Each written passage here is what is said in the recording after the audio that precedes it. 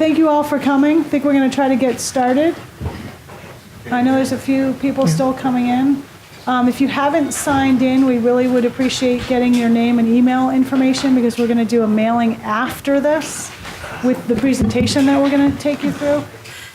My name is Libby Gibson. I'm the town manager, and Bob Williams from the Nantucket Pond Coalition is going to say a few things now, and then I'll pick up a bit, and then we're going to get into our presentation and then some public input. So, Bob. Great.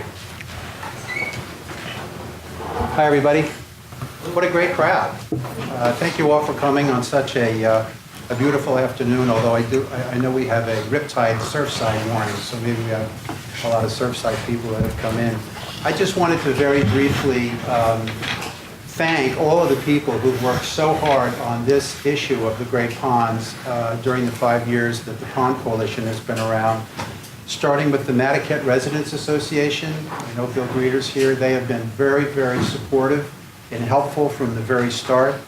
The Nantucket Residents Association with Charlie Stott and his group have been tireless in their efforts to help with the ponds. The Nantucket Land Trust, who put up an original 5 acres for us to get started out on Long Pond. The Nantucket Land Bank, who's been absolutely supportive of everything that we're doing and has a big plan for My Comet Pond later this summer. The Nantucket Land Council, Cormac and Emily, who worked tirelessly on the 604B program 2 years ago, which was a very important program for the town to do. The My Comet Conservation League, Christian Masters and his group, which is very focused on My Comet and the health of that pond. And the Hummock Pond Association, which has been very active. So our thanks to all of those groups for the time and the effort that you put in on the ponds, and also the 350 donors and supporters, which are part of the Pond Coalition, which of course is a grassroots, locally funded and locally run organization. And to also let you know that none of this would have happened, Libby, you didn't know I was going to say this, but without Libby, who has been from the very start in our corner with the select board and with the various departments, and with Jeff Carlson, who's taking his child to camp today, and with Caitlin, who have come to the table and worked very hard, sort of with not anybody really realizing how much is going on that the town has done. Roberto's been involved from the health department from the very start. So this is a wonderful day where a lot of this work that's been done comes to a head, and I think it's a chance for the people that live on the ponds and care about the ponds to have their voices heard on a sort of a formal, it's an informal meeting, but it lets the town know what is it you all think is important and what is it that you would like to see. Because you as residents and citizens and voters really are the key to it. And also thanks to the Conservation Commission, I see Ernie here, who's been very visionary in the permitting of some areas that haven't been done before and has been very courageous and very thoughtful in that regard. So with that, we hope you have a wonderful meeting. Hope there's plenty of time for questions. And Libby, thank you for convening.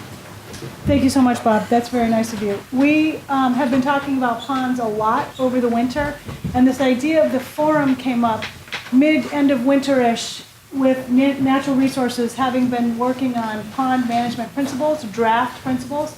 So those have been out available for people to look at. Hopefully some of you at least have been able to look at them. We're going to take you through a summary of them here. We're going to do something called a charrette after we've had our presentation. Some of you probably are very familiar with that. It's a way to get public input on a particular issue or item or project, and that's the reason for the boards and things in the back. There are little colored stickers, and those would be used to point out the areas that people think are most important on the board. So for example, there's a map of My Comet Pond back there, and underneath it there's a kind of a chart that lists a bunch of different things on it. So if your concern is one of those things, you can put the sticky dot there. And at the end, we'll evaluate it and see where we think the most important comments were, or the sticky dots were. We hope to wrap up at about 7. I know it's a really nice evening, so we don't want to keep everybody here all night, but we really do want to get public input about the ponds and their various issues. There's going to be some time for questions. and then we'll break into the charrette and then probably do a bit of a wrap-up after that. I mentioned about following up. We wanted to really try to get people's emails because we want to send the presentation, for those who didn't hear me say that, out afterwards, and then we'll probably develop some kind of a follow-up plan as well. And so, some of these pond issues might seem easy to solve, or there might be an approach that you think is simple. Chances are it's not that simple, and there's reasons why it did or did not happen. And we'll probably get maybe through a little bit of that. And this might not be the only forum we end up having. So we're really pleased to see so many people here. This is probably more people we've had than at a regular select board meeting or many other town meetings. Probably not more than the 40B, but it's a good crowd. So thank you all very much for coming. Caitlin Shaw is the town's water quality biologist. Roberto Santamaria is the town's public health director. And I think you guys are going to jointly take us through the presentation. This program is also this meeting is being taped, and it will be shown on NCTV online. You can get it online. It's right now. It's live now, and it will be online at the conclusion. So, okay. Thank you, guys. Take it away. Thank you all for coming. So I'm going to go over an update where we are right now in terms of the 4 Great Ponds, and then we're going to get into the charrette, and I hope to receive a lot of public input from everyone. So the pond management principles have been available. The draft principles have been available online.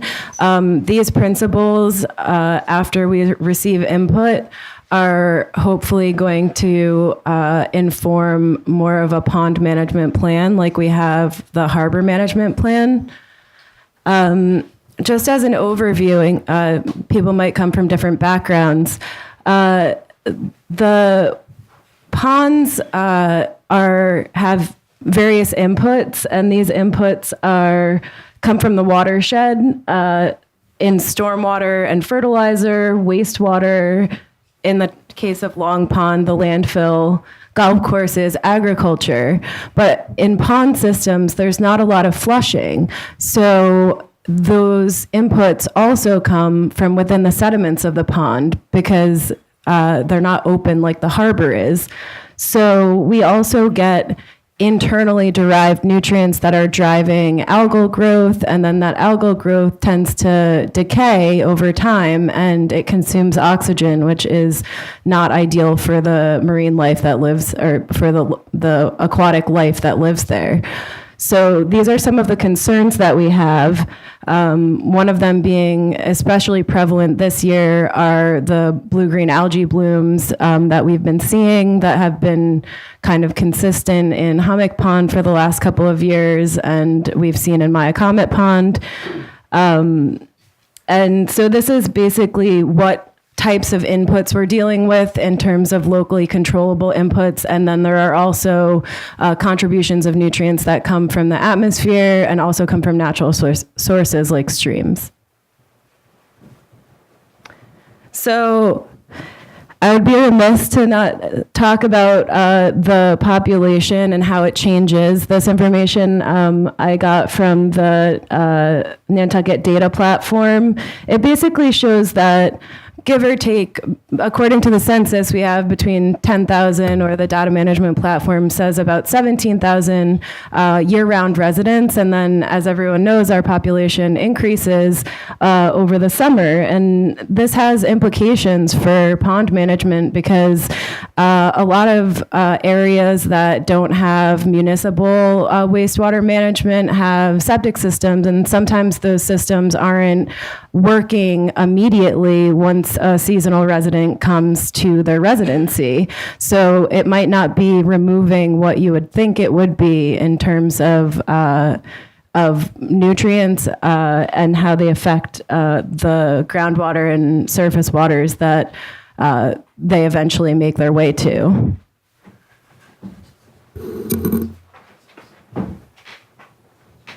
So thank you to Peter Morrison and the Nantucket Data Management Platform for allowing us to use this. I would just like to put the a quote that I found. I encounter many, many reports from historic times that have to do with water quality and natural resource management, and this one stood out. We are at a critical point in Nantucket's history. Our actions now will determine whether the island's natural resources will be protected for the enjoyment of future generations or will be destroyed by overdevelopment. And this was from 1977. So we've been talking about this for a long time. And I think that many of you that are here are probably going to underline the fact that we have been talking about pond management for a while now. Just to follow up, with regards to population densities near coastal regions and ponds, the top little diagram shows the natural progression of how nutrients impact pond systems. Again, because ponds don't have a lot of flushing, they tend to accumulate organic matter, and that organic matter then fills in the pond over time.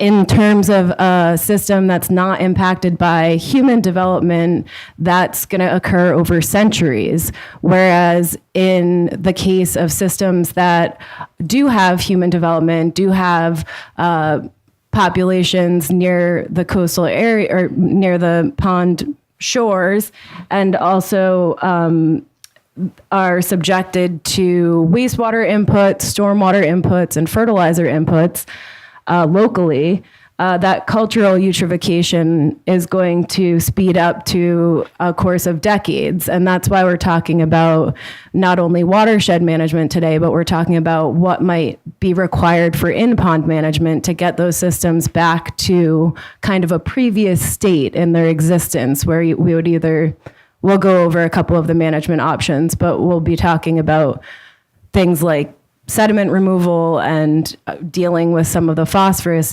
issues that drive algal growth. So I think most of you know this, but pond health is extremely important because there can be threats to public health in terms of bacterial levels and cyanobacteria, blue-green algae levels that might produce toxins in very high quantities. There's irreversible damage by increased nutrient contributions. The economic impacts to tourism, fishing, property values. There's been numerous studies that look at how water quality degradation impacts property values and tourism. The impact on island culture. You might have used to swim in an area and now it's not swimmable or fishable because of some of these issues.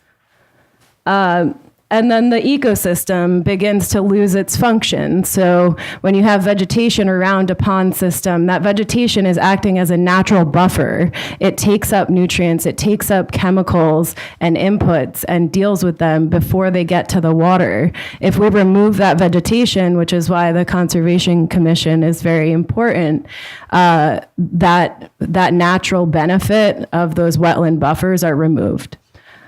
It's extremely difficult and expensive, as you may have seen if you got to the very end of the pond management principles, to enact some of the in-pond management solutions. Some of them are extremely expensive. So that's why we tend to, from the Natural Resources Department perspective and from the town perspective, we try to encourage watershed management, because whether we do in-pond management, we're still, which may be necessary and is necessary in some of our systems, we still need to think about how we're using the watersheds and how we're using the land that drains into these water bodies.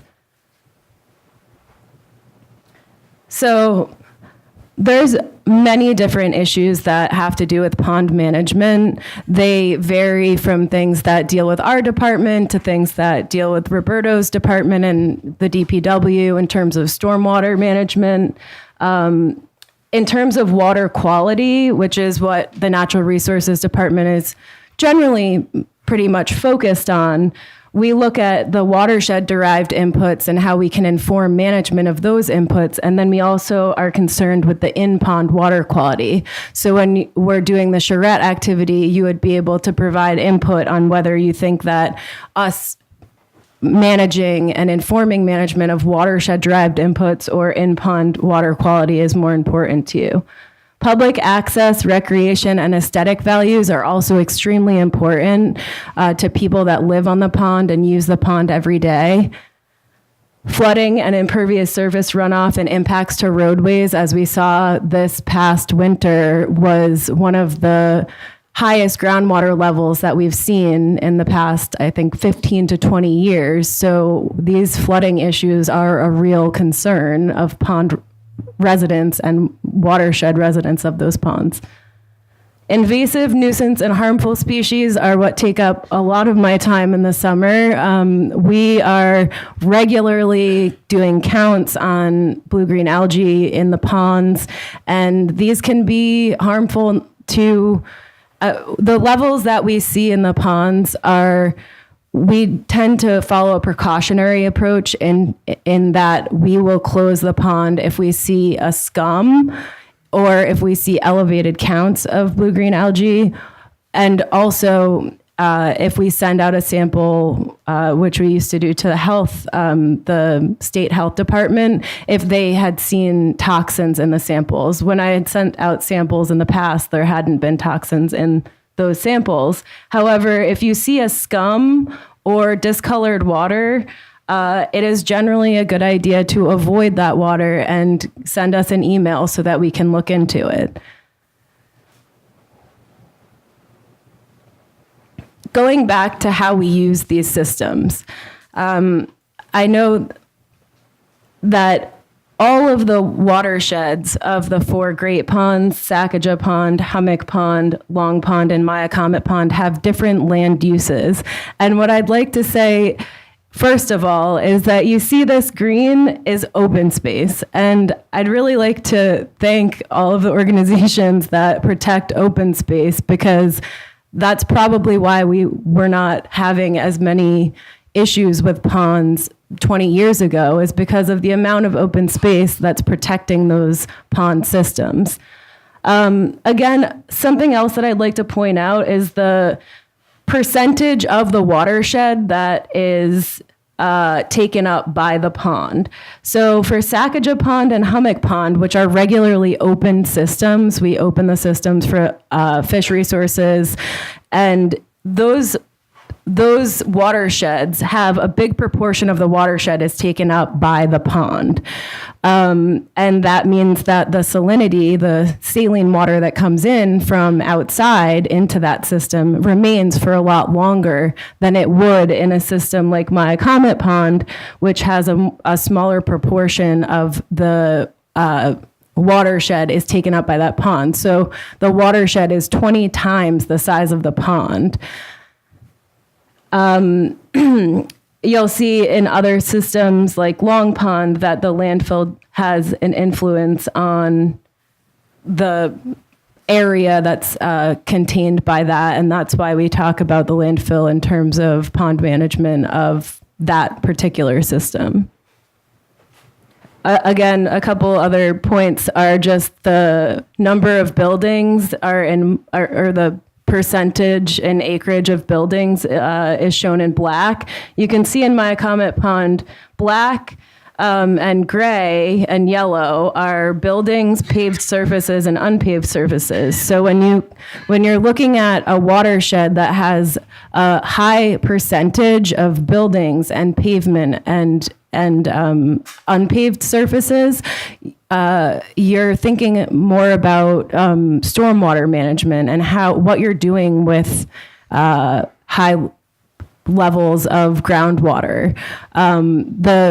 A conservative estimate from data that was given to me by the Wattacomet Water Company is that the whole watershed of Myacomet Pond contains 9 billion gallons of water.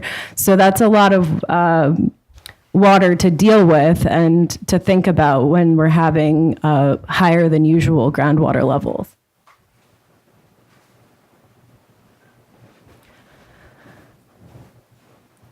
So this figure is basically showing that for each system, we have goals related to nitrogen, phosphorus, which drive some of the issues that surround the ponds in terms of the in-pond water quality. And this is just showing the percentage kind of away from that goal that we are. So one thing to point out in this figure is that Long Pond, because it has management and the control of nutrients and other inputs from the landfill are controlled by their NPDES permit, that there is some sort of management in place from that. So the thought is that the reason why our goal has been exceeded in that area is because of some of the management activities that had been going on in that region. In terms of the other systems, we do see elevated levels of nitrogen and phosphorus, and those are what are driving the algal blooms in those systems.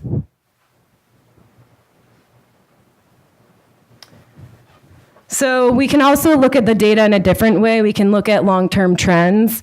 Long-term trend of Long Pond, which has higher salinity compared to some of the other ponds that we'll talk about, is that the long-term nitrogen trend is that it is improving over historic levels, and that the potential for blue-green algae growth is low because the phosphorus levels are low, and that is what drives that type of growth. And also the salinity levels can keep that at bay as well. In Sacajah Pond, we have seen an improvement in water quality over historic levels. However, in that system, the water quality is very closely tied to the pond openings. There has been a good amount of sediment that has come into the system near where the opening occurs, and that sediment limits the ability for flushing to occur. So many of the reports that have been done in the Sacajah area have shown that if we can improve the flushing of that system and get to a salinity of 22, which is about double what it is at right now, that we can actually improve our water quality in that system. And because of the proportion of that watershed that is covered by the pond, that kind of hydraulic management does make sense in that area.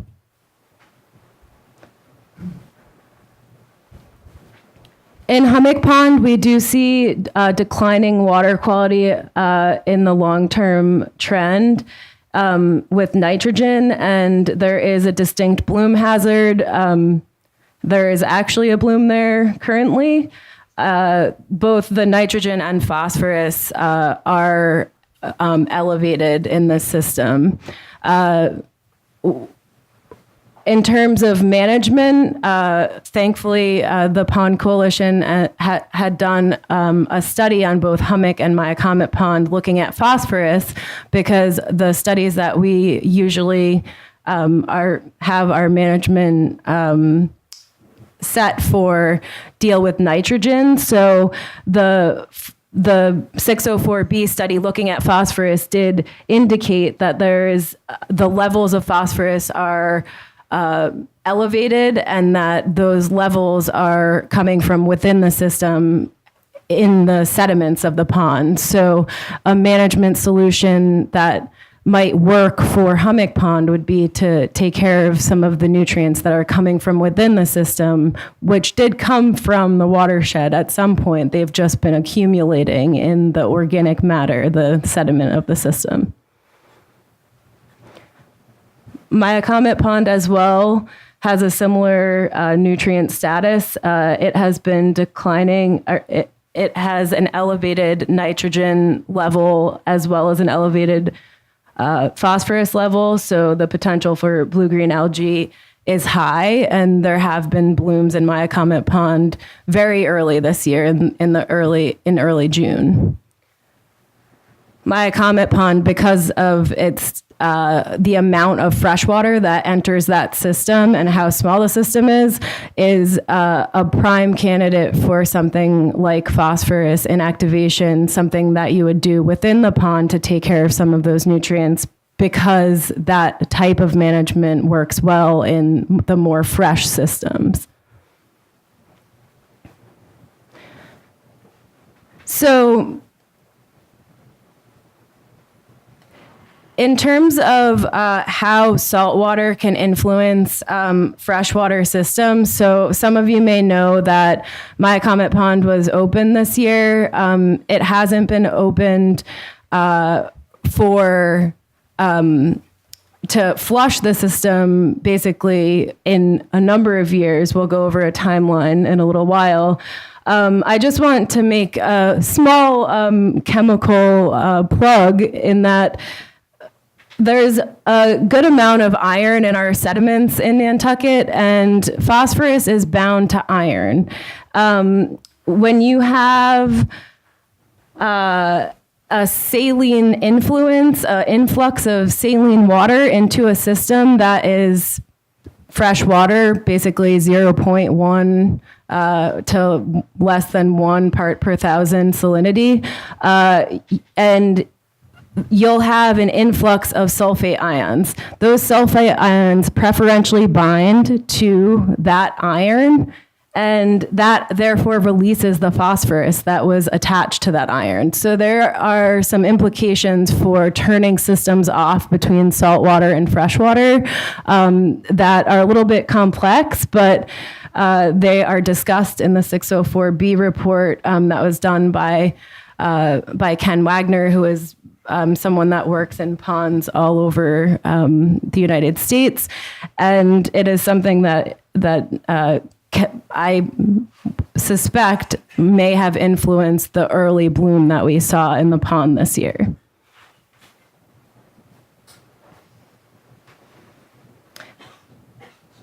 So at this point, I'd like to answer any questions that have to do with the pond health and status currently, and then we're going to go into the charrette activity. Yep.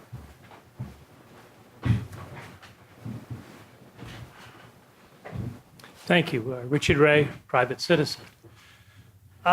With regard to Hummock Pond and the elevated blue-green algae issue, north head of Long Pond is a feeder pond into Hummock Pond. Am I correct?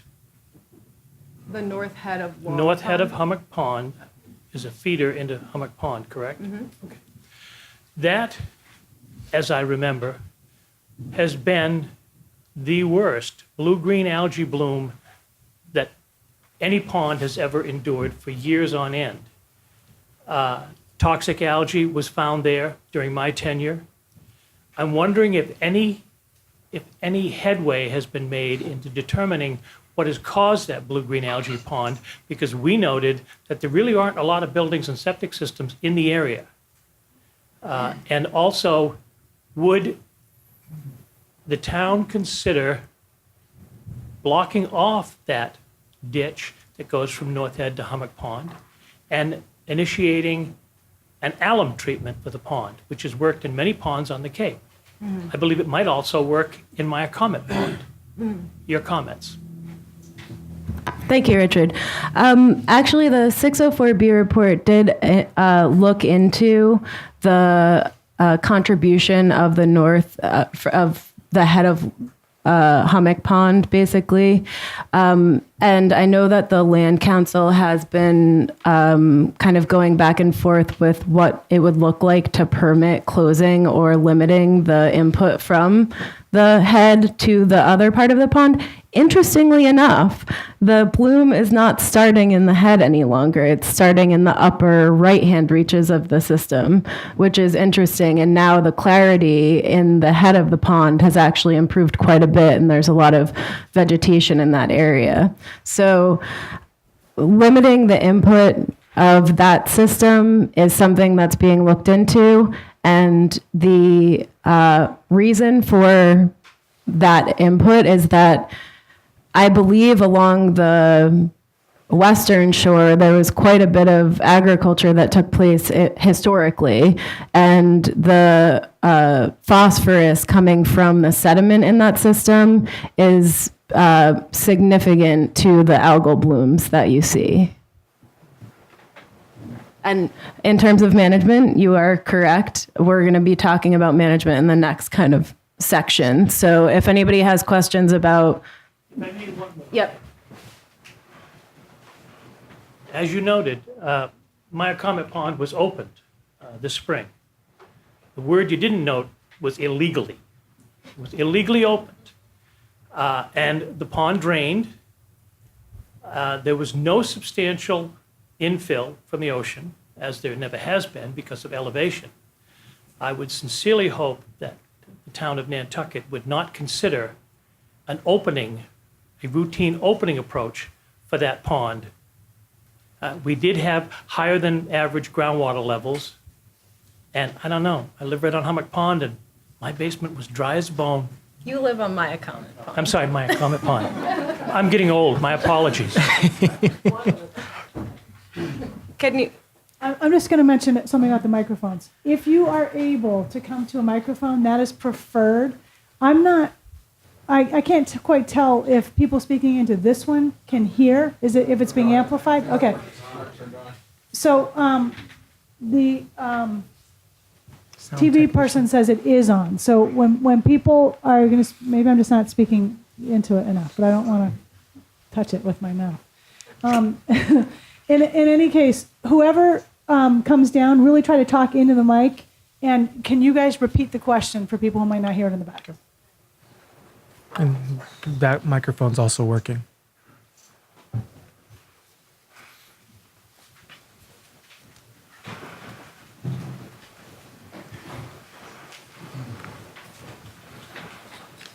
Hi, Greg Creedon, Myacomet Ave.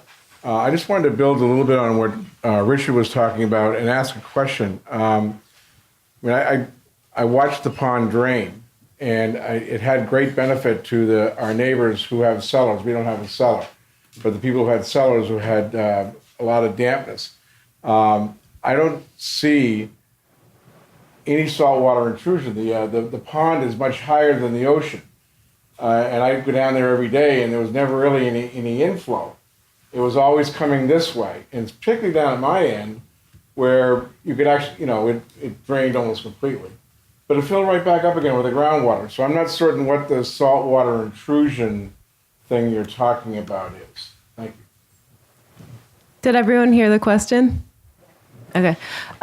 So after that event, we measured the salinity with salinity meters, and the saltwater intrusion I'm referring to is the increase in salinity that we saw in the pond.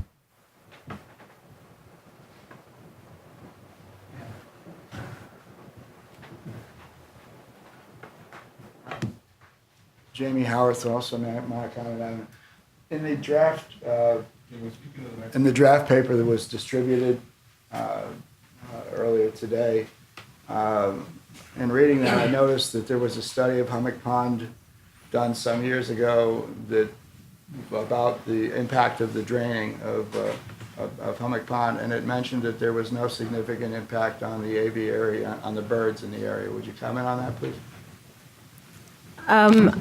Unfortunately, my expertise has to do with water quality, so I can't speak to the impact on birds. That was stated in the study. It's worth taking a note. If you have your email address to us, we'll take a note of that and we'll ask our bird experts.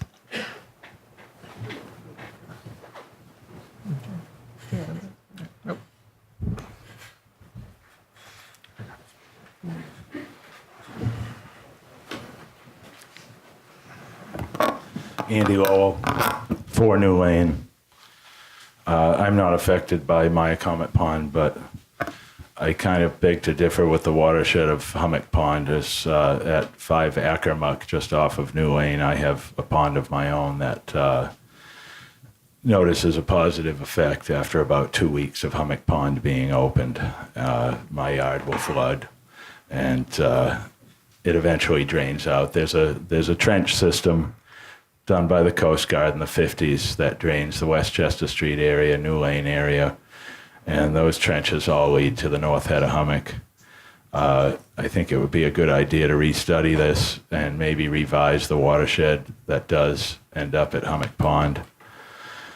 I read your report, Caitlin. Thank you for all your effort you've put into that. Roberto, thank you for being here.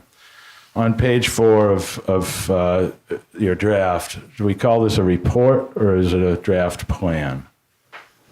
First of all. We're calling it draft principles. Basically, this is the first step. The second step is tonight having public input, and the third step would be to have this edited and turned into a plan where we have priority areas and then we have suggestions for management of the ponds. First of all, I guess I'd like to maybe correct myself as saying I'm not affected by Maya Comet, but actually, I think there's one way that people need to understand the groundwater level is pretty much like a glass of water. Water seeks its own level. We have sandy soils.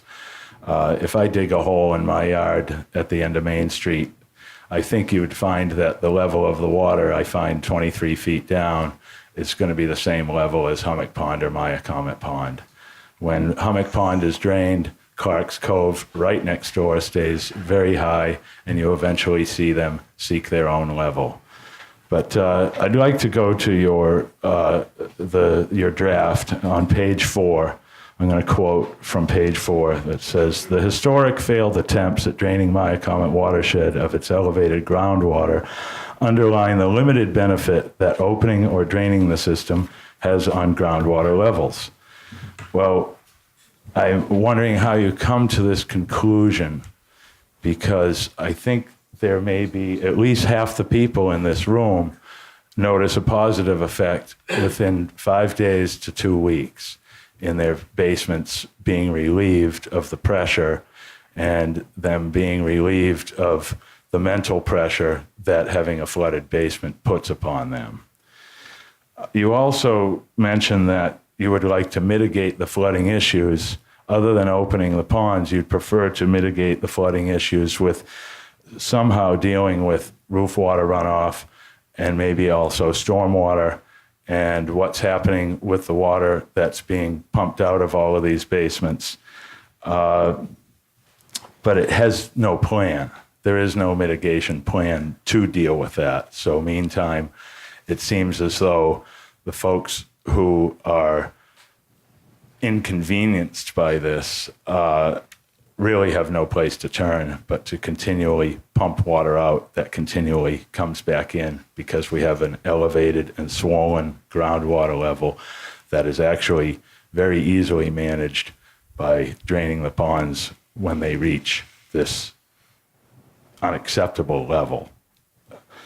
As far back as you mentioned earlier about a comment made in '77 about the development, you mentioned in your report in 1984, Peter Dunwoody and John Rowe suggested that development will have a negative impact. And we've watched the development take place. Though we have lots of development regulations here on the island, I think having to do with the groundwater level, how we're contaminating our watersheds with runoff from fertilizers. I applaud the fertilizer program, but I think we have a long way to go with how we're mitigating contamination due to development. There's on page 17, I'm quoting that there's an ongoing discussion on the need to open Maya Comet Pond due to basement flooding. Freshwater inputs dominate the pond, yet due to its extreme salinity fluctuations, I have a hard time understanding this. There seems to be some contradiction in there that if it were explained for a non-scientist, would be very helpful for us to understand. You also mentioned that the opening benefits are quickly overwhelmed by fresh groundwater inflow to the pond.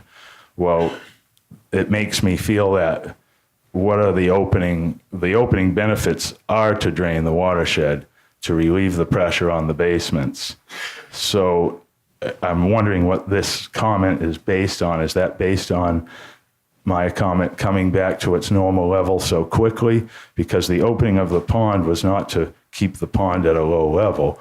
The opening of the pond is to drain the watershed so that we can relieve the flooded basements. Can I just interject? Please do. The reason for the opening of the ponds currently, the reason why the Army Corps of Engineers is permitting us to open the ponds is not to drain water from the ponds. I just wanted to make that correction. It's for anadromous fish resources, so. Okay. Thank you.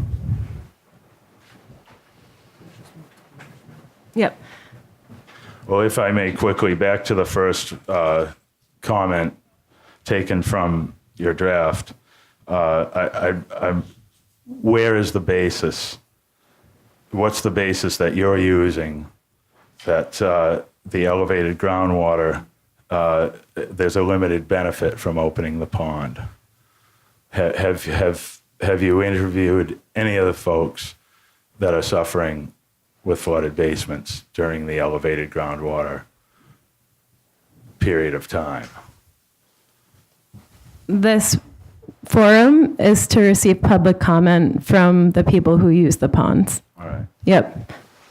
And also, I have a list of, you said failed attempts that are mentioned in the pond principles. The pond does recover to that height very quickly after it's opened. There are management solutions that we can look into that would require installing pipes like in the past over private property to relieve water and not allow for salt water to come into the system. And we are able to open the system to relieve water, but we have to remember that every time that this happens illegally, you're also allowing the sand to go with it. So if we do want to close the system again, it's very difficult if this was an illegal and not planned opening to find the sand to close it. So, and there's also some additional issues with the bacteria and cyanobacteria that are going to remain in that cut open area. So I think that it would have to be an actual consultant that would come in and look at the solutions to deal with that. And I think that the coastal resiliency will hopefully address some of the flooding issues that Nantucket as a whole has as well. In terms of the improvement to water quality, I think is what I'm referring to in the draft document, not the improvement to flooded basements. Okay. Is sand normally saved at Hummock Pond to be able to close it if necessary? No, it's not. Okay. Thank you.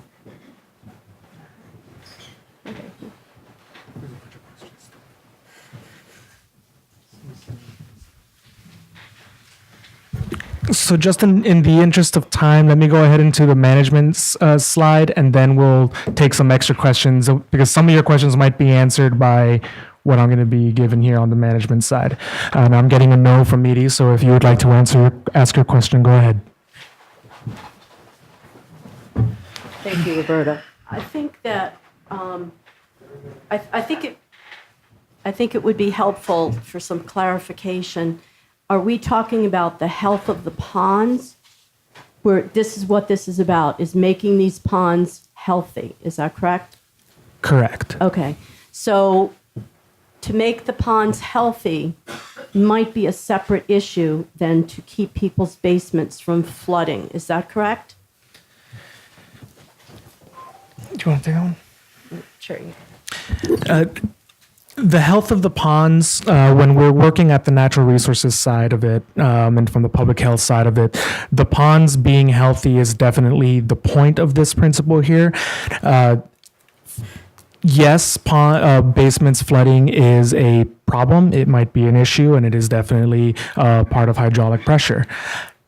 However, when you're trying to take care of the pond itself, you can't take care of both always. There has to be some sort of a compromise in some level. Thank you. That's why I thought we were here is to discuss the health of these ponds. Thank you.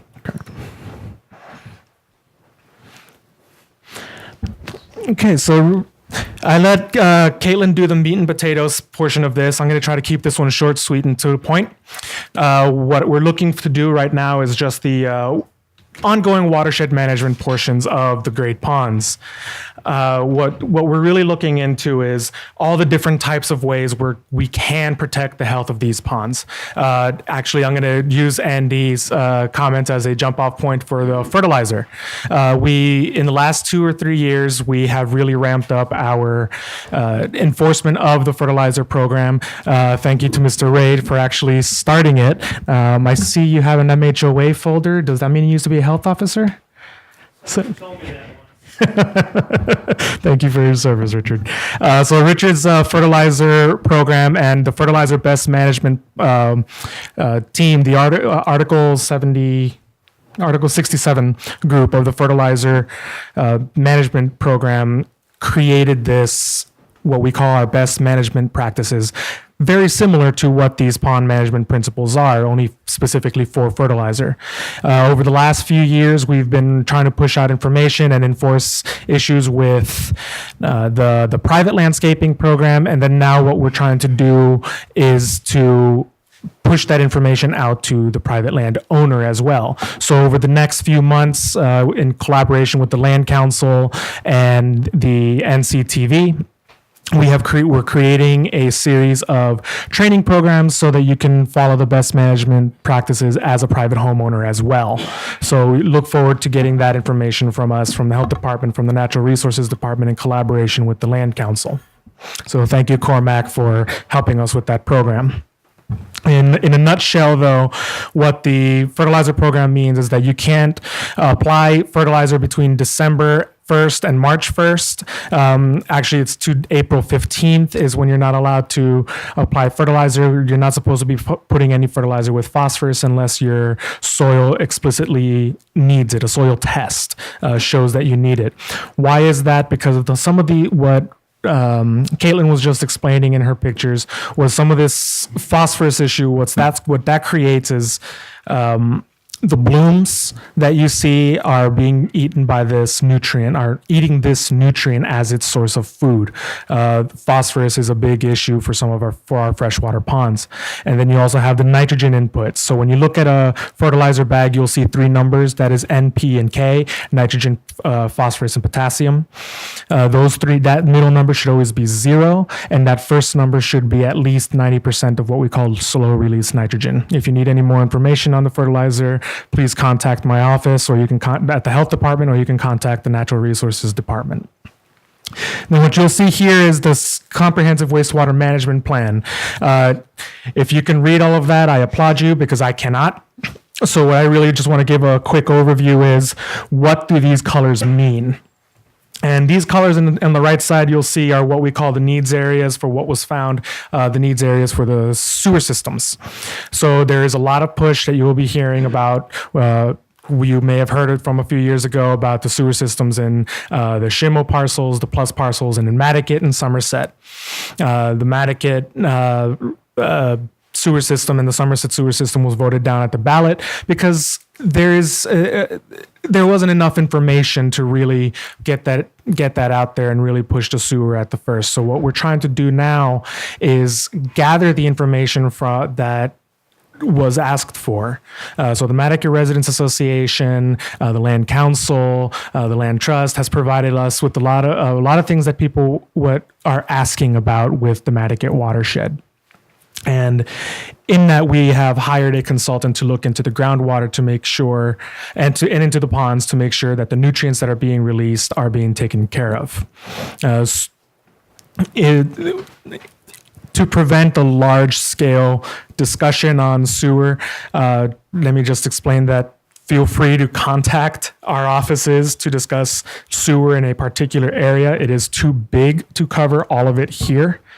And we're also starting to run short a little bit on time, and we want to get to the questions and answers and to the charrettes. So that was distracting.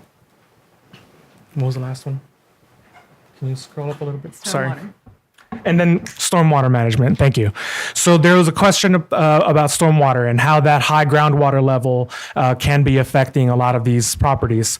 Through the Department of Public Works and our new capital projects managers, we are looking into redesigning the stormwater systems. Right now, as many of you have realized and have seen, and especially in this last year, the stormwater management system on the island is severely lacking. So what we're looking to do is to make sure we have a proper maintenance program for stormwater systems. So if you've ever driven through what I call Lake Friendship on Friendship Lane, that is a failure of a stormwater management system. So that's the type of things that we're trying to prevent.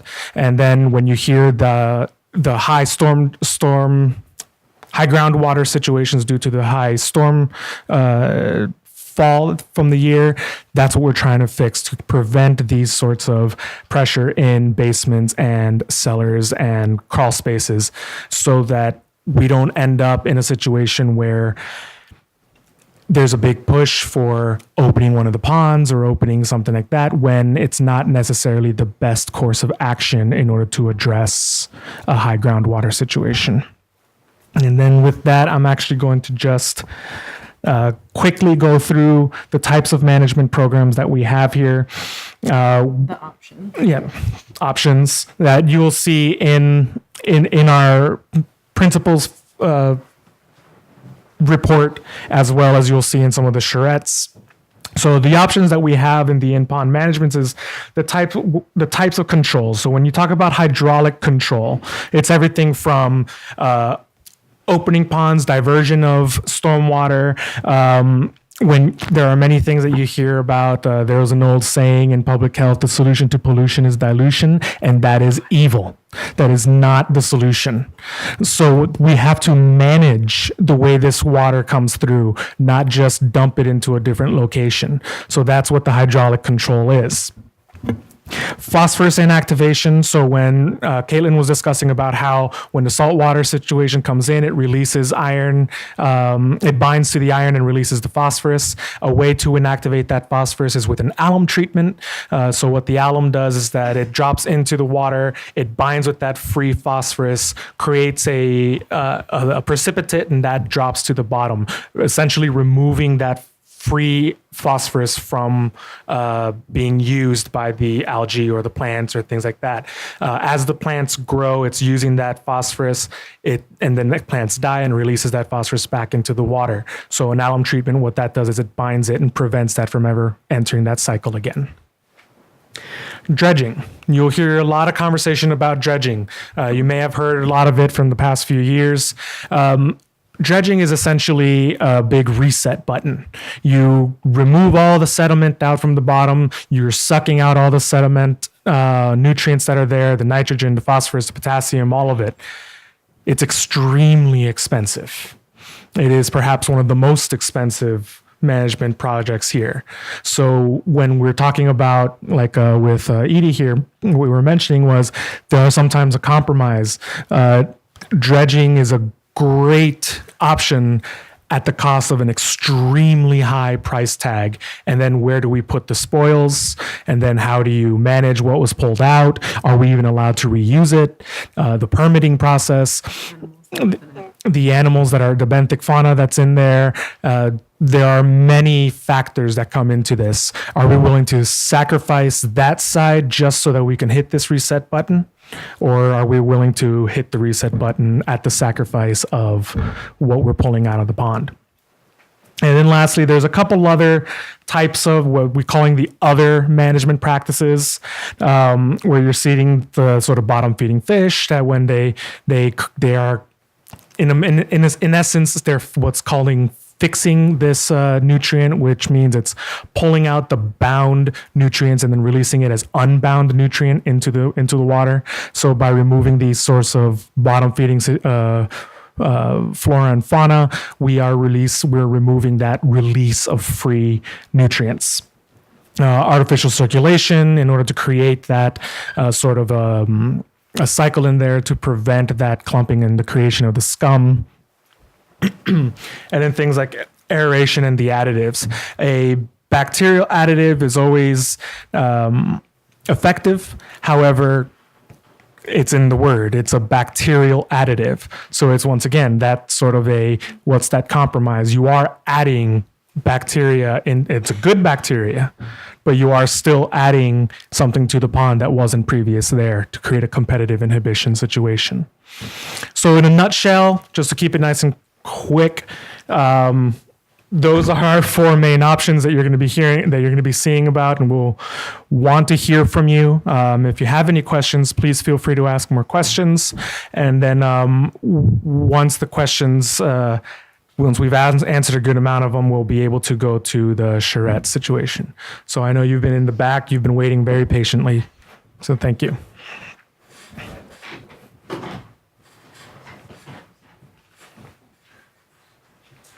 My name is John Johnson. I live on West Myacomet Road. I've lived there for 31 years. I've watched that pond for many, many years. The town used to have a pipe that opened it to the ocean and used to drain the pond through that pipe for many, many years. They used to open the pond. The pond used to get so full at times that it would break loose and open up to the ocean all on its own. That's happened. Back in the late 50s, early 60s, not going to mention names, but some Nantucketers drained the pond. And when they did, they took down their trucks and everything, and they did what basically dredged the pond. And it was they took it right down to the hard base, so it was a pretty healthy pond at that point. The flooding of the basements don't affect me. The health of the pond affects me. And flushing that pond out, because you just mentioned it's a 20-to-1 water table that feeds down, that goes all the way back to Hatch's liquor store. All that water comes down and goes all through all those different systems to get down into the pond. So the more you do it, it's the same reason we pump our septic systems every 3 years or more.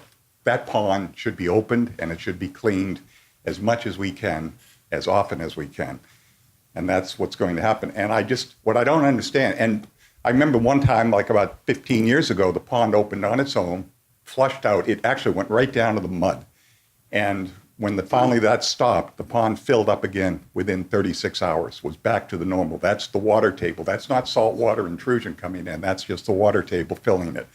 So the pond does work it, but you need to flush it. It needs to be taken care of. And there seems to be some question about it needing to be a freshwater pond, where for so many years, the Indians opened that pond. They can trace that all the way back, and that was before the days of septic systems. Why is this need or necessary concept to keep that pond, quote, a freshwater pond?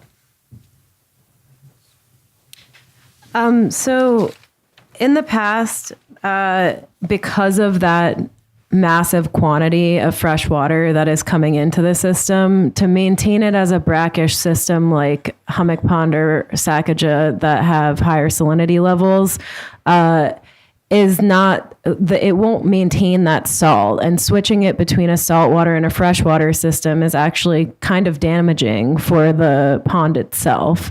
It's damaging for the biology that lives in the pond. And also if you open the pond, I think that controlling the water within the watershed is important, and the town knows that that is something that needs to happen. But I don't think that opening the pond in the same manner that the other two ponds that are permitted to be opened is going to happen because of the sheer quantity of fresh water that's filling into the system. It needs to be more controlled. When the pond was, quote, illegally opened, which flushed it out, and you did a study to see what the salinity was that came back in, because I very seldom have ever seen that pond open where the ocean comes rushing back into the pond. It's usually so much water that's coming from the watershed down to the pond that it just continues to drain. So it stays as a freshwater. And I guess you've got a study that you did some research and came up with a certain level of salinity, and how much was that, and what was the effect of that? It wasn't a specific study, because normally studies are based in, that something's going to happen. This was an illegal opening, so I was measuring the salinity to see if saline water got into the system, and it did get into the system because of a change in wind direction. What we hypothesized that caused was a release of phosphorus, which caused the algal bloom to happen way earlier than it would have typically happened in the system. I guess my point, and then I'll leave it, is the more that watershed flushes through there and goes out to the ocean, the better off we are. So that is dilution as the solution to pollution, whereas that's not necessarily a beneficial way to look at pollution. I understand that, and then I give it to somebody else, but between the geese, the swans, dogs, people were swimming in that pond today, and you've got signs on it that says, no swimming at this point. And yet the lifeguards, everyone else is watching, but people are swimming in it with a blue algae bloom.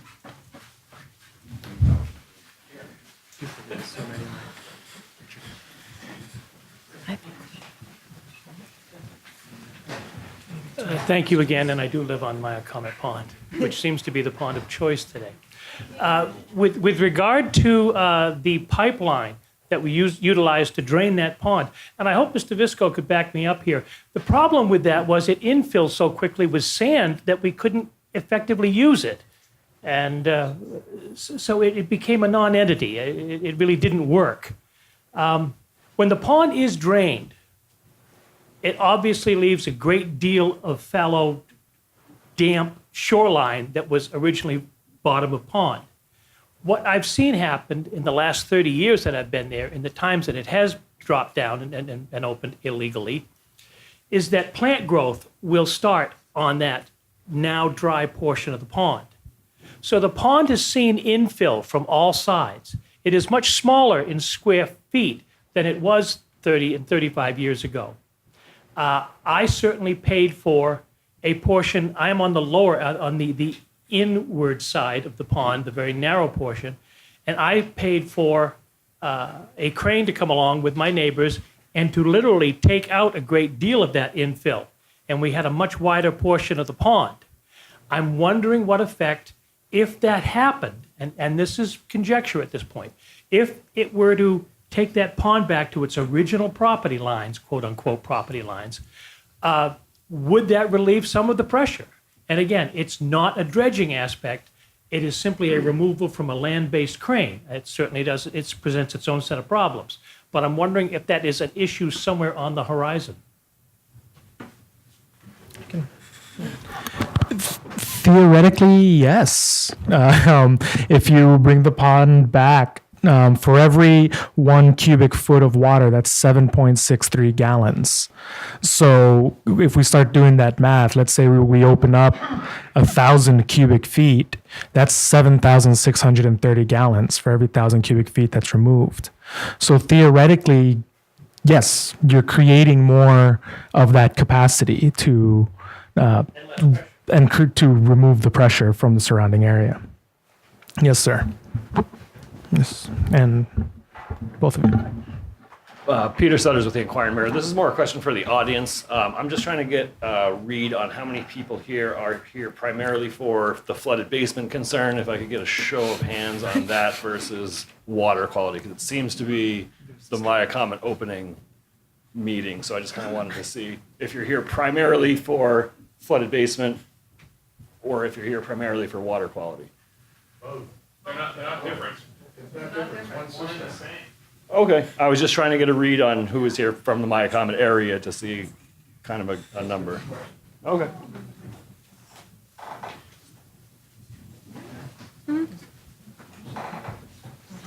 I'd like to follow up on Richard's point, which we're in the exact same area. And one of the things that I think impacts, as Richard had mentioned, that there has been a tremendous inflow and growth there, and it has choked back down again, including some oddball stuff where a bush has turned into a monster, overnight or over the course of 3 or 4 years. And I wonder what the thinking is with regard to, rather than artificial circulation. I mean, that's creating stagnancy. There's a lot of bloom around it, and it's quite visible, and it doesn't look great to me, and it's right back of me. But what's even worse is that to the north, all the way back from there is also brackish, and there's a tremendous amount, or not brackish, excuse me, it's scummy, and there's a lot behind that. I'm wondering what your thinking is with regard to the balance between circulation, artificial circulation, or natural circulation, where stagnancy is being created by some of the vegetation that's suddenly appeared as a result of this, as Richard said, when it drains out, that's when it grows. And some of that growth is probably useless or counterproductive, it would seem to me, to your goals. Seems to and would have impact negatively on the health of the water if it's creating a scummy situation. It seems kind of QED to me. So I think that goes towards the issue of this is the natural progression of ponds is to fill in. And then once you start adding human influences, they start to fill in even faster because we're adding more inputs to the systems. We hadn't gotten to this because it was towards the end, but I just wanted to kind of make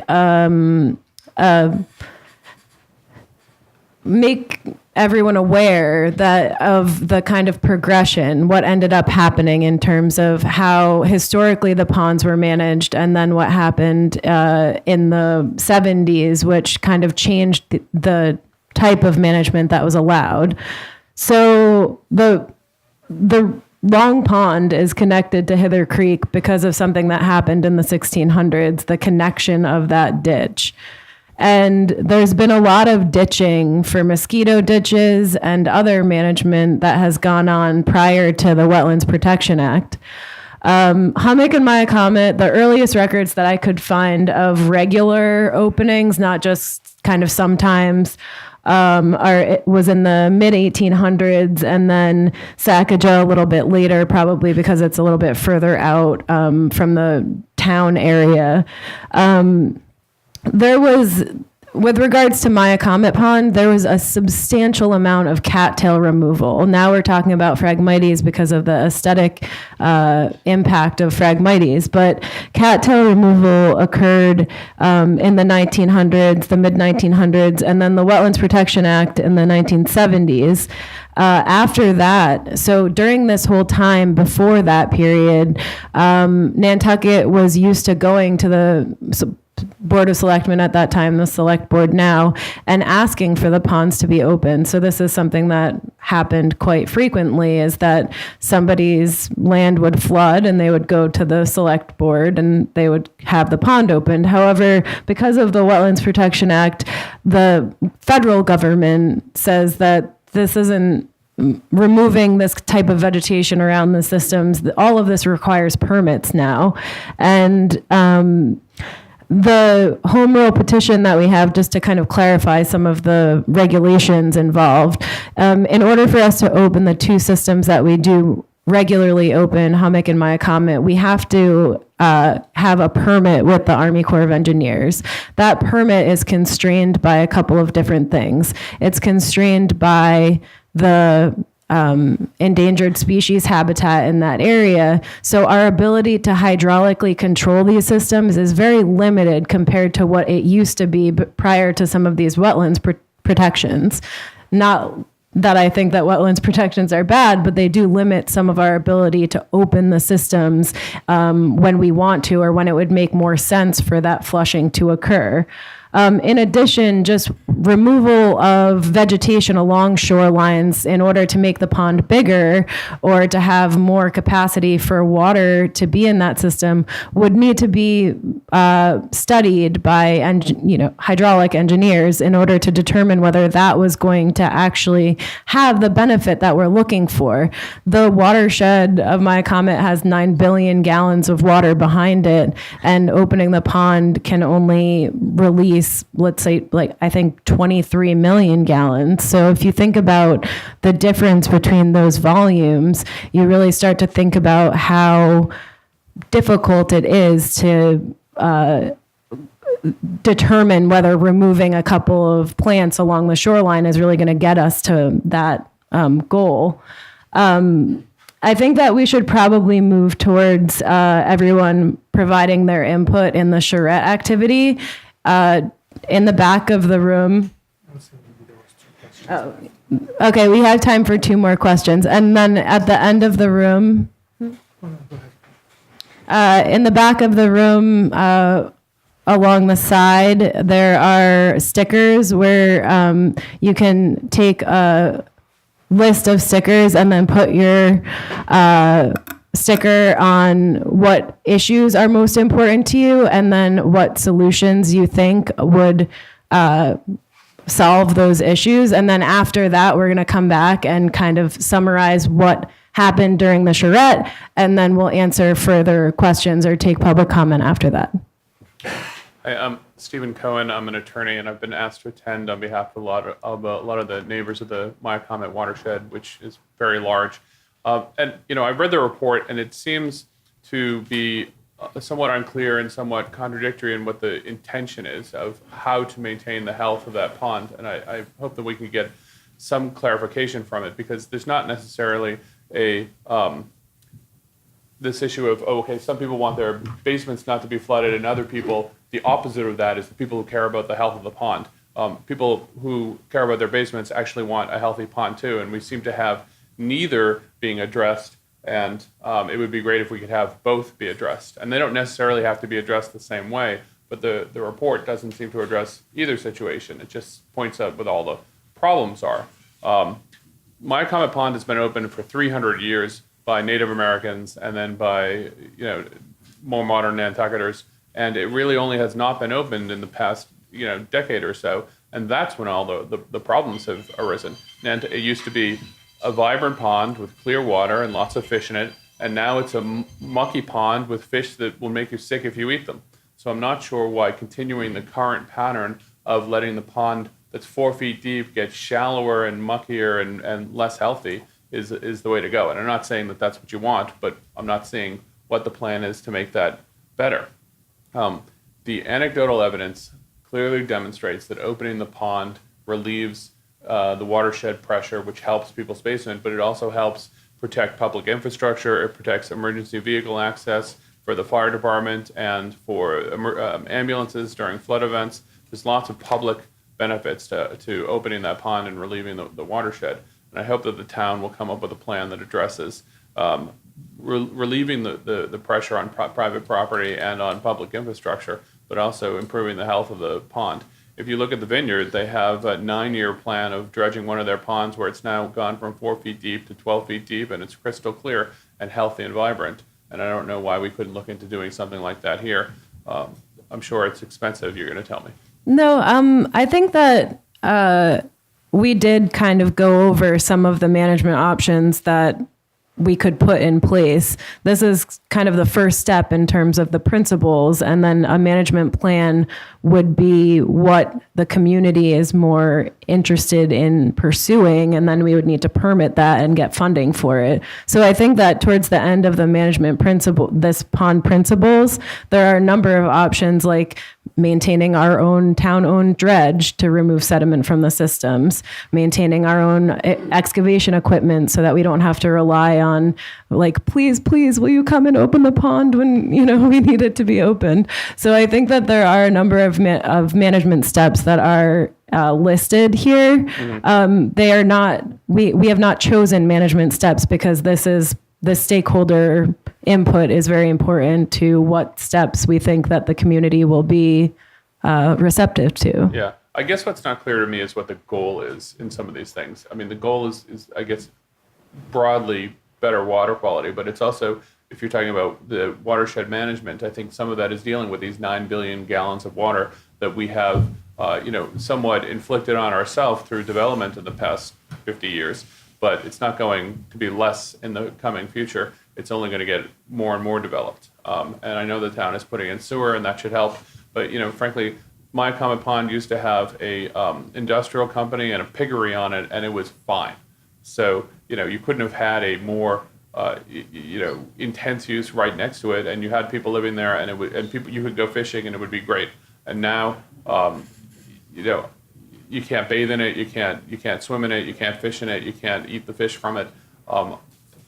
Getting fresh, clean water into that pond, and frankly, getting it out of other areas should be a goal for the town. Unfortunately, the water that's coming from the watershed is neither, it's fresh in terms of its salinity, but it is probably not clean. There's inputs that are associated with getting that fresh water into the pond, but we appreciate your input. And the stormwater management is also a big portion of diverting a lot of this pressure that we've been talking about. A lot of runoff has been added in the last 70 years due to the development, and that runoff is something we haven't been managing. And that's part of what DPW is working on to manage that.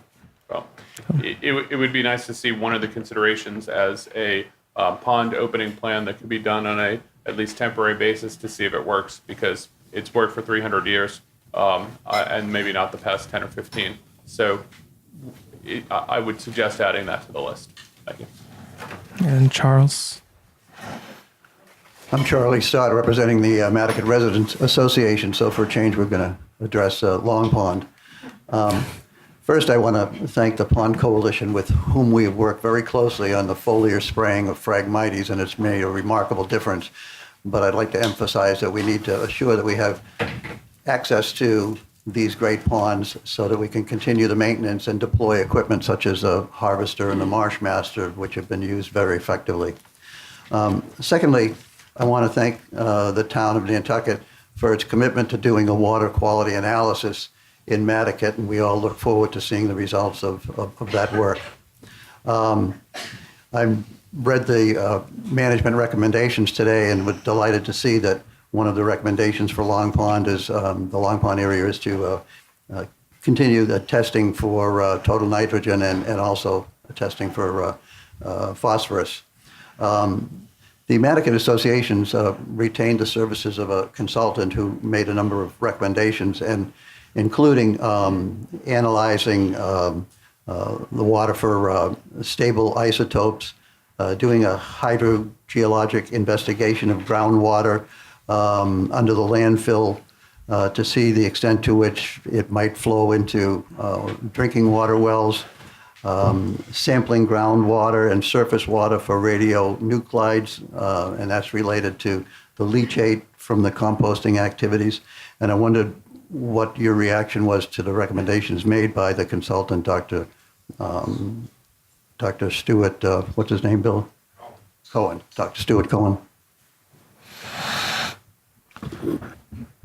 Right now, I don't have any reactions to the recommendations that he has. I know we forwarded on to the review committee right now, but I don't have any answer for you specifically right now. As far as personally, radionuclides, things like that, things looking into the leachate, I don't see why it's not a bad idea to look into. I don't know if it fits into the project that we're looking at right now, but it may be in a more long term. But that's just my personal opinion. And I think we only have one more question so that we can get to the charrette, which is the more important part of what we're looking for. We're looking for your feedback, and that's what the charrette project is. So we'll take this last question, and then we'll introduce the charrettes. My name is Steve Carruthers. I'm a newcomer to this forum, and I live on 16 Pond View, adjacent to Maya Comet Pond. I'm speaking in a moment just as a developer. I've had the opportunity to deal with as many as 17 federal, state, local agencies just to get a permit to do a marina back in Virginia along the Occoquan. We have, on our property of 325 acres, we solved a lot of the storm water by virtue of collection areas that would then slowly release. And I hear this young lady mention the hardship in trying to acquire a permit if you so choose to, on a regular basis, drain the pond, which is what I would support. Why not contact DEQ and at least go through that process, at least to have that option if the neighborhood so supports. Back along the Occoquan, it was settled in the 1600s, and there was much of the same problems that you're addressing here on the island with sediment and all the things that you have discussed.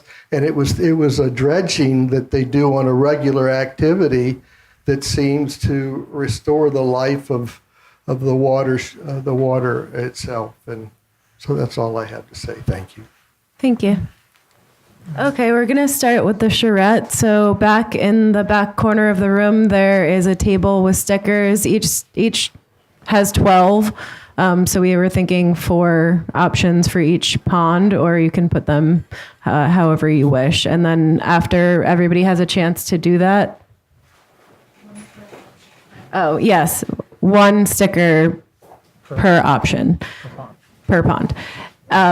So that we're not inundated with stickers. And then once everyone has a chance to do that, we're going to come back and talk about, summarize what it looks like the consensus is from this forum.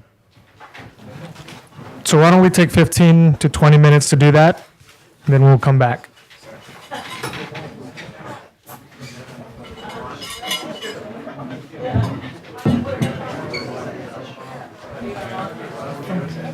That was the pond coalition said that. I don't know what the ponds are. Yeah. There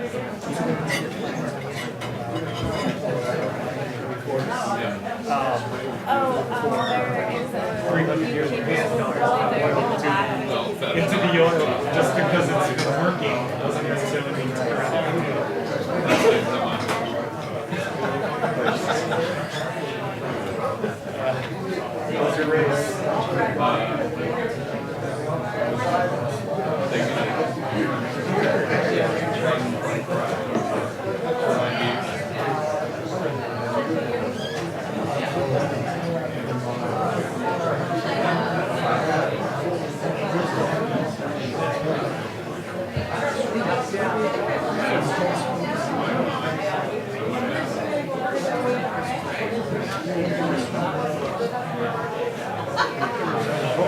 It depends on what the choices are made. The goal is yes. The question is what the choice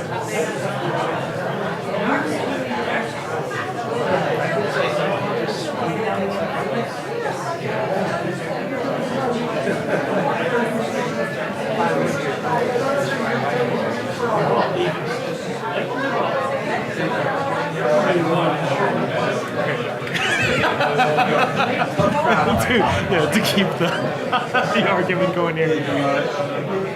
Yes. Yeah. Oh, I thought Caitlin emailed it to you.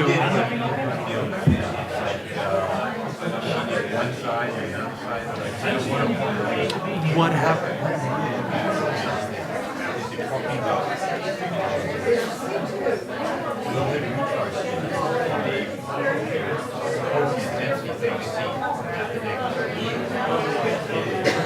It's not attached. That's the only thing I really want out of the whole report. And it's not what's there. So I'll ask Caitlin to see if she has it electronically, because what's really coming down to is nobody knows what it is. Where the actual printed report is. So you'll definitely it's worth asking the Thursday Whitney group to pull it out of their archives, because well, they did the study in the 90s, and we based our watersheds off of that study, the Horsey Whitney group, and we have the maps, but the actual report. Well, for example, the health department's copy. Well, the health department used to be at 37 Washington Street, then it got moved to Fairgrounds, then it got moved back to Chestnut Street. I think I did was a long time. I wasn't trying to be as. No, I didn't feel like you were. No. You bring up great points, which is why these forums are here, so that we can get that information. And Caitlin's been writing up notes.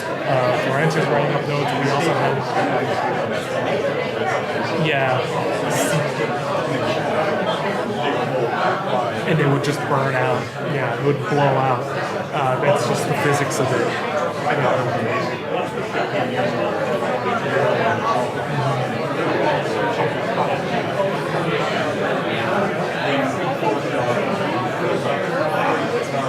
No.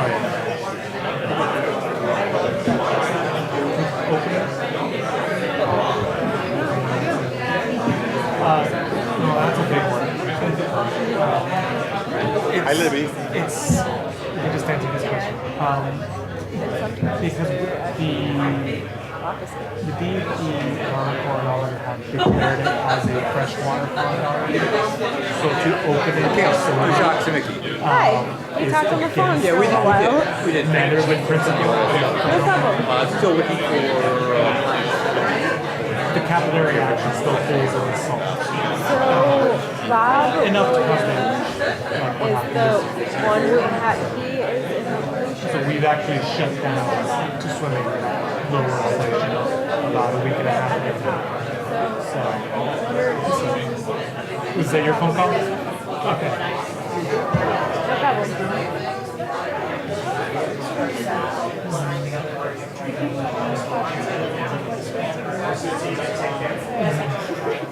That's what we were talking. We talked about that today.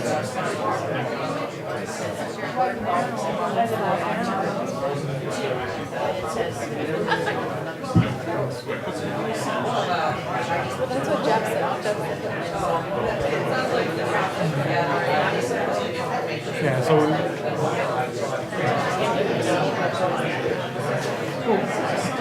The good news is that the algae is much less dangerous than the bacteria. So that's the good news. But yeah. Some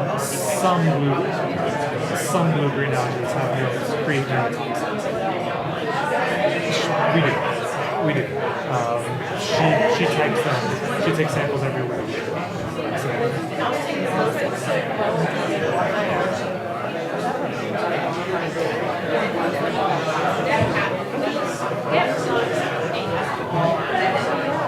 No, thank you for bringing it up. We've been looking into it today, and once you brought it up, so we've talked about it. If you would like to, it's yeah, but we're going to work on a better way. Yes. And for more information, check. Yeah, something like that.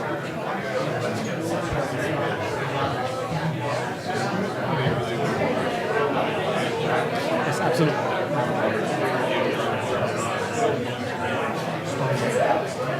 Our storm system is big because what's happening is with all of the development that we've created a runoff and pressure points. So it is, yes. The question is, are the voters going to vote? Because it's a capital No, it's not. Per section. 10 million per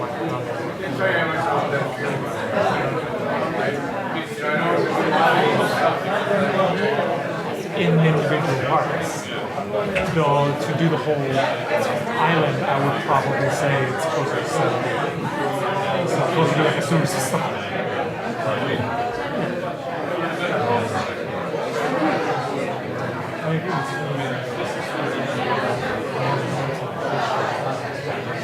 It's going to look great.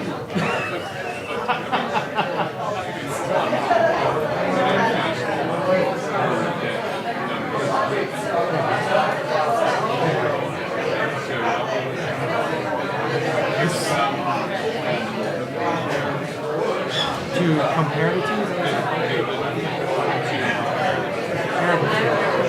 it's worth looking at. It's worth looking at. That's the biggest thing we're looking at.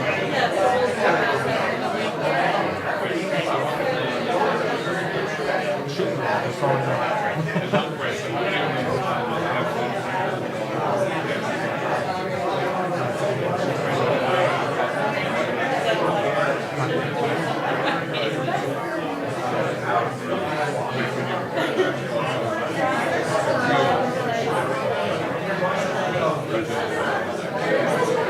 I would say dredging, that's what you said about Martha's Vineyard.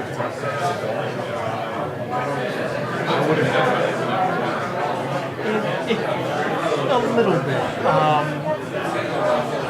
The problem is that it's a groundwater, so it'll relieve the pressure in that as the water gets into the pond, it's going to take a little bit more.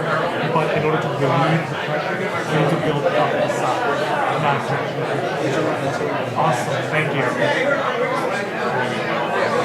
So create flood capacity. So when that hydraulic pressure happens, it pushes the water up.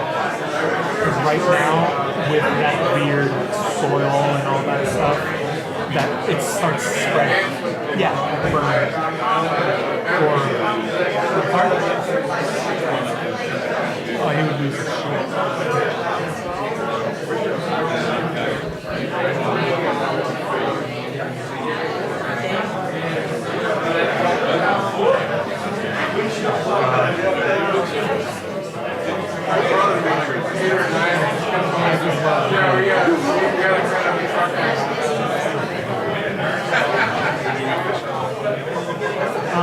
The type of fish, no, because it's all carp. I wouldn't eat the fish mainly because of the murky, not because of the bacteria. Fish have bacteria problem.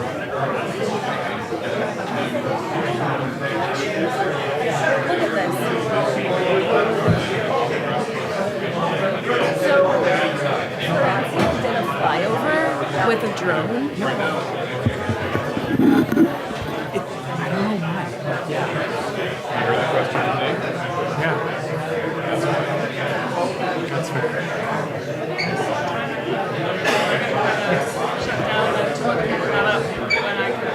No, absolutely. We're looking to connect again in about 10 minutes. What's going to happen after? So they're going to count what the things are. We're going to look at what the top 3 choices would be. Okay. And then we'll take a few more questions. And actually get to see where it's Right here.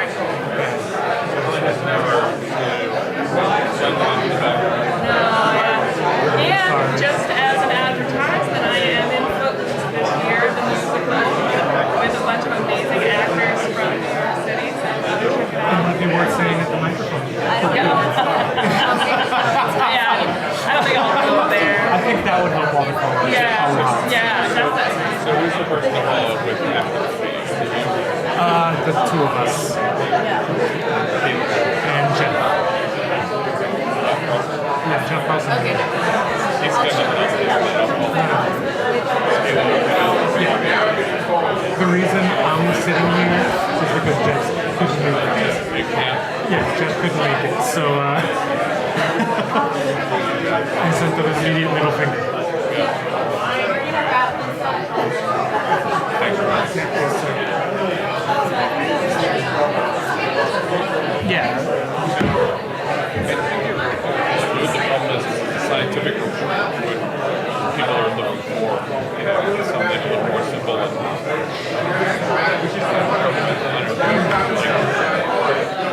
The simple question of can we both deal with the watershed and the water quality, and the groundwater level and the water I think that because the principles are coming out of the Natural Resources Department, we have a specific vision to preserve, protect, and restore the natural resources of Nantucket, and so that's where I was hired and where this is coming from. However, we do understand that the majority of people that came here are concerned about the of the area, and we need to do something. and the water quality. So I think that there is a need to have the management options not just based on That's what we're hoping to see. health, but also around what other issues are occurring. So once we get this, once we get information, And then we I can think that's what's going to come out. if it gets adopted by the select I think that's good. I think those identifying some priorities simple will be set, goals like and then we can ask groundwater impact on the community the and next fiscal year. pond health So maybe and not this recreational use of the pond Yes. would be good. Right now, I think, just on Roberto, I think that some of those people feel pitted against each other, when the reality is pretty much everybody really wants both. Yeah, I think that obviously if it's impacting the environment, The problem is that probably more so than there's been a lot of talk. but I don't think that people should feel at this point. I think that That's definitely how they feel, but I don't think it has to be.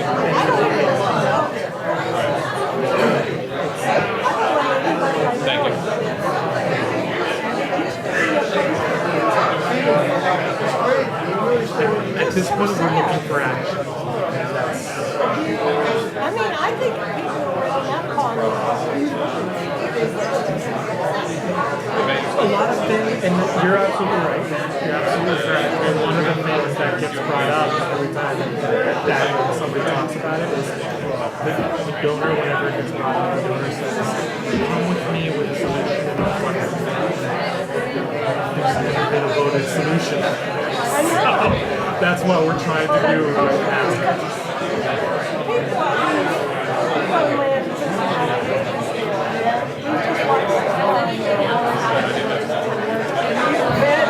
I've read every study about that. In my personal opinion, I think the dredging. It's expensive, but I promise you, somebody votes to dredge it, I will go around. yeah, in my opinion, it's what it is.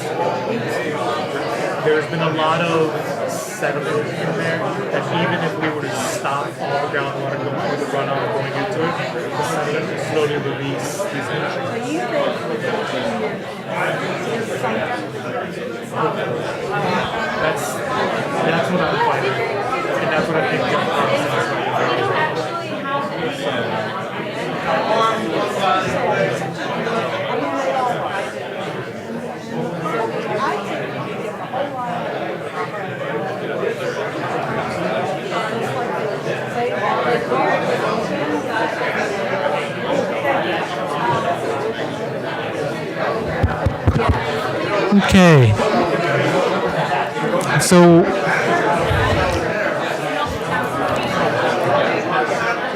Okay. So we're hoping to get together again. And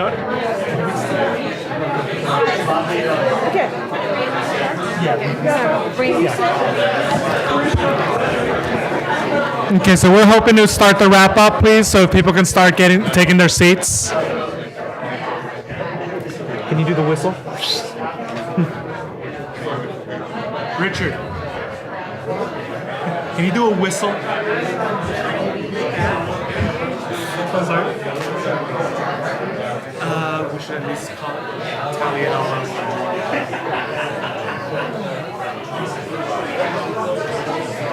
We're just gonna.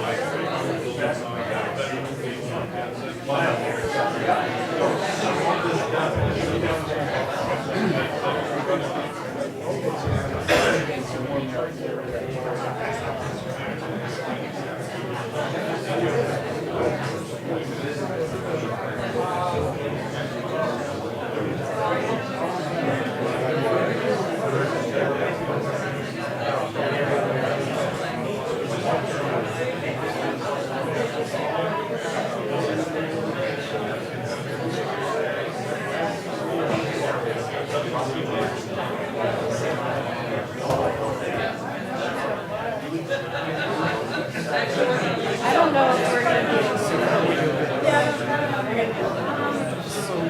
Florencia, how we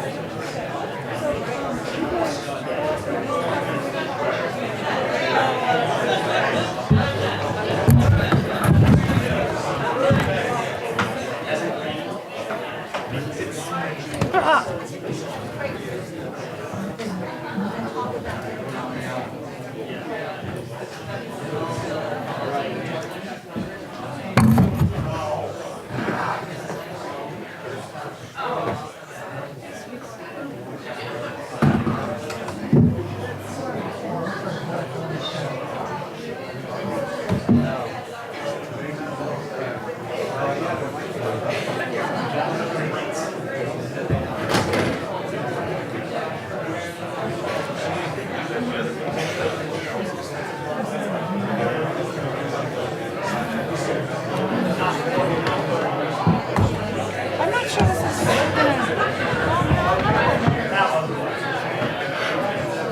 It actually is. It's here. Town and equipment for flood water. It's pond building. It's just not. okay, so they're so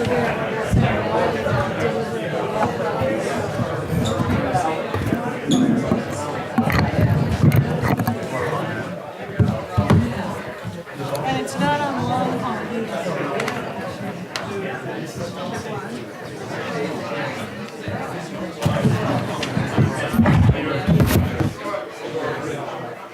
Okay.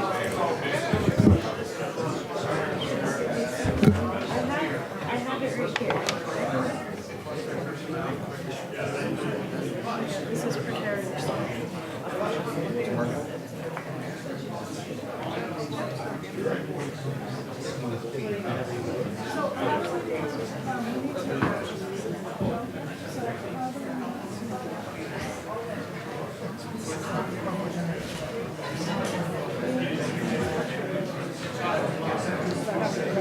Practice part of it.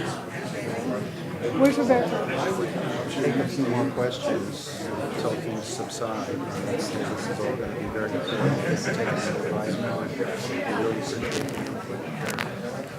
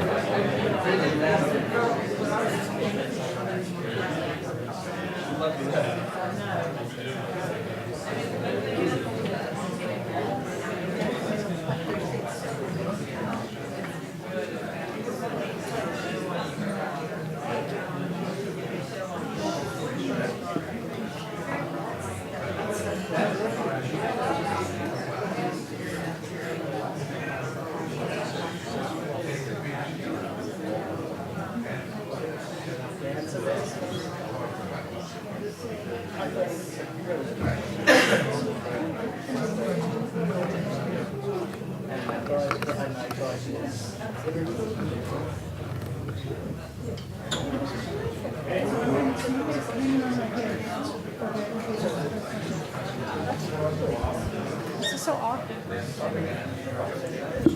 Okay, we're going to try to evaluate what we've gotten back from people.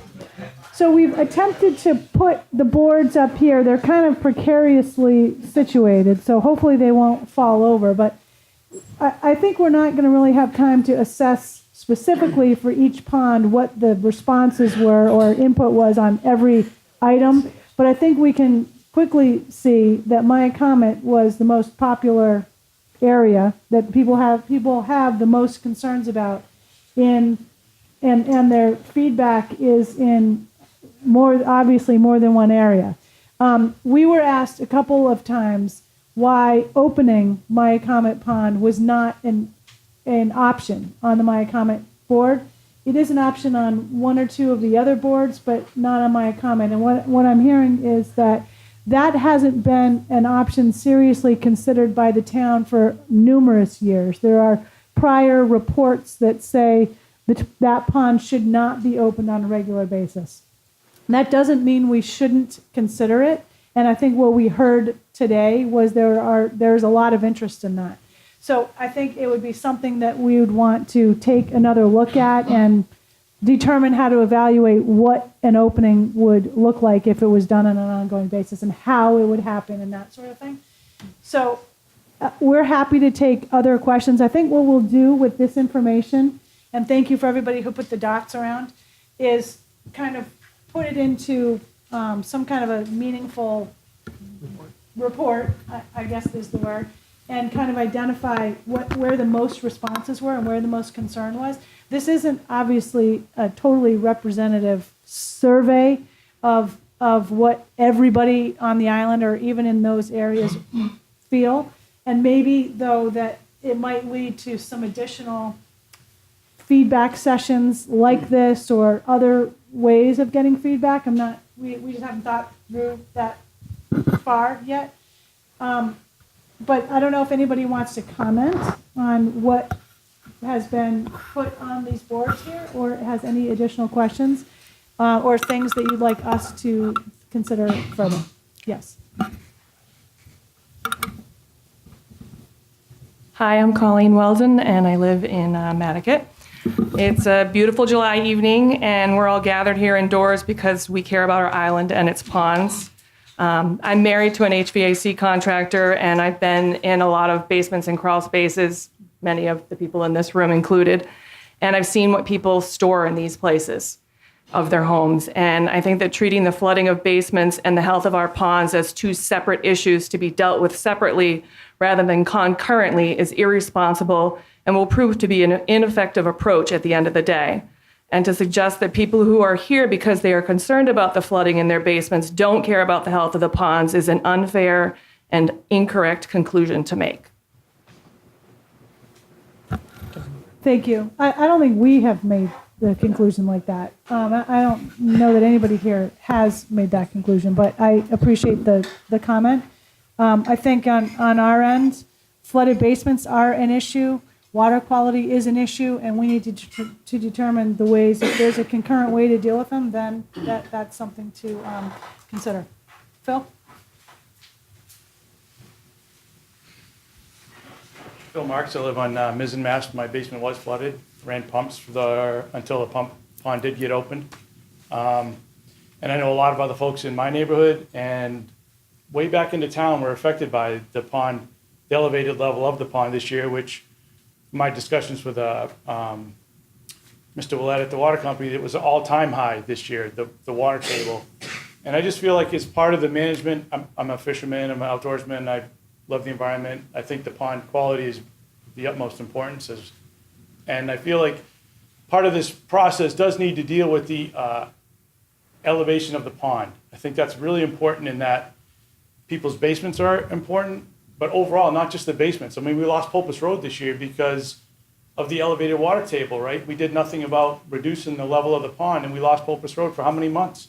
Nobody could drive out Popus Road because we didn't do something. I think to the point of the previous speaker is it needs to be part of it, right? The elevation. There are ways to drain the pond without opening the beach. you know, it can be sluiced over, it can be pumped out.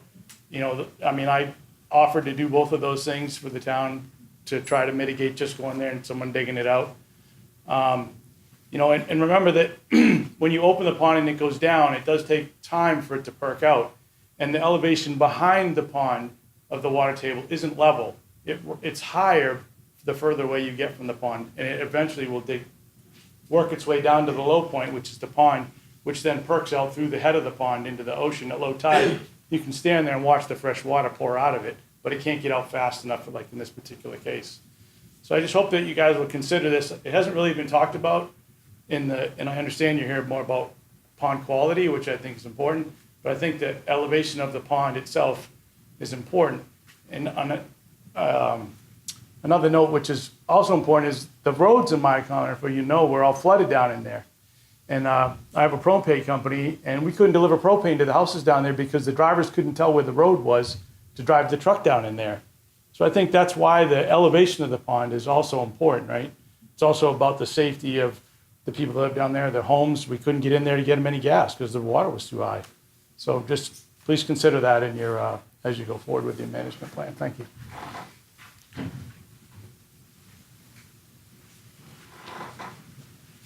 For those of you who don't know me, I'm Miles Reese Jr. I probably, through this room, through the whole night, there's nobody that's been around the pond as many years as I have. People in the room older than me, but I was around the pond when I was 6 years old. My father, at one point in time, owned from Otokomi Road all the way to where I live today. Food for thought. Back 20 years ago when the pond was being opened regularly, and I'm using 20 years, it could be 30 years, but back in that time period, when Myacomic and the Hummock ponds were opened regularly, there was one time in the 80s that Myacomic pond was open 6 times in a year. There were sandbars that built off the shoreline all along the area from Myacomic down by Hummock Pond. And surprisingly enough, by those ponds being open, if you go back in that time period, Sheep's Pond and areas like that had very little erosion. Nothing like what's happened in the last 10 years. The same can be said about Sacajah Pond, because Sacajah Pond for a while was not open. And if you go back and find out the time period that Sacajah Pond wasn't open, again, uneducated guess, but you probably will find that the most erosion along the bluff happened along that same period of time. When the pond is opened, you talk about water quality. The vast majority of the water that's going to come back into that pond and lower areas around that pond, as far as Meadowview,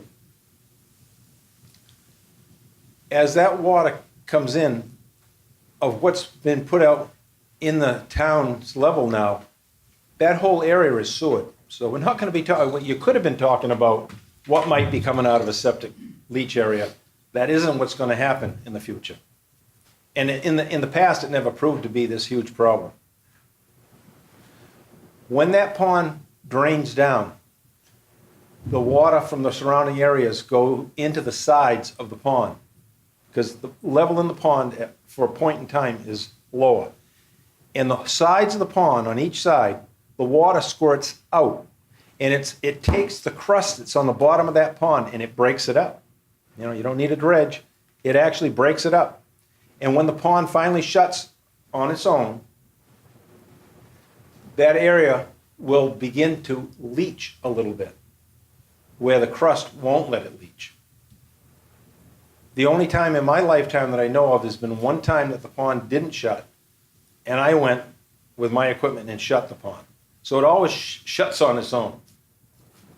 One time. Thank you.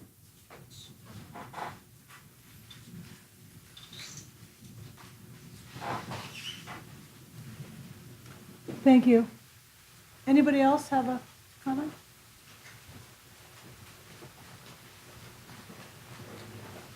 Hi, I'm Jeffrey Heyer from Mizzenmast Road Extension. I actually don't have a statement or whatnot. I actually have 2 questions. The first has to do with salinity. You've talked about that you've had measurements with salinity before and after, at least after the pond opening. How often have those tests been done and for how long? Is it something that's done monthly, annually, semi-annually? So we have a regular water quality monitoring program. It is focused in the most severe months, which are the summer months in this area of the world, in terms of impacts to the biology, the dissolved oxygen levels. So we normally wouldn't be doing regular salinity measurements in the pond aside from that period of time, from May to September. However, because of the pond being opened, we just looked at that to see what was occurring as well. So there's no historical data for that time of year at what the natural salinity levels are, or how the intense rainfalls that we had this winter would have altered that. There probably is in the past. I know that in the 90s, there was a study that went through all of the months of the year. I could look back and see. I know that there is salt water that does get in through the beach, actually. Right. But it's overwhelmed by, the sheer amount of water that's coming in from the watershed. It was just something that we were interested in, kind of to see if it was going to come in, and it was probably the wind direction that did kind of increase that little bit that did get in. But no, we don't regularly monitor salinity monthly in the winter. I'm just curious because there was so much emphasis put on that, not to have that historical data for 10, 15, or 20 years, to take a short window doesn't necessarily provide a direction, is my question, I guess. It's such a brief period immediately after the pond was opened to say that it was significantly altered where it may or may not have been. Yeah, I don't think that we're saying that it was significantly altered. I think that we were really surprised to see a bloom that early in the season. We normally see the blooms in August and September. That's a typical bloom time for systems that have elevated phosphorus. We're hypothesizing that salinity influence would have caused that. We can look into the historic information, but I definitely don't think that a significant impact or a study has been performed. And then my second question has to do with people are somewhat divided in their discussion about basements versus the health of the pond. I feel that they're one in the same in a respect, specifically in regards to dilution, where you're taking innumerable basements, pumping water into the environment that's leaching in through the basements, and now is running off into the pond and creating an uncontrolled dilution. Whereas if there was a preventative means to keep basements from flooding initially, you wouldn't have that additional dilution.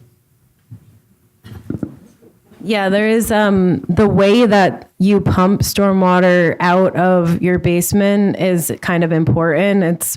It's a better idea to pump it onto something that's permeable, but if you're having the flooding, that area is probably not going to be permeable. It's probably going to be saturated. So you make a very good point, and there are a number of areas, if we're talking about Maya Comet, that have direct, the way that the road was bermed, have direct connections to allow the stormwater to go right into the pond rather than have it go into the ground. So I think that the initial kind of reasoning for the pond management principles is because the Natural Resources Department is seeking to protect and restore and or improve the quality of the natural resources of Nantucket. But what we see is that there's a very strong need for storm management and water management on the island to deal with the issues that are really impacting people. And I appreciate that everybody came out to share that with us.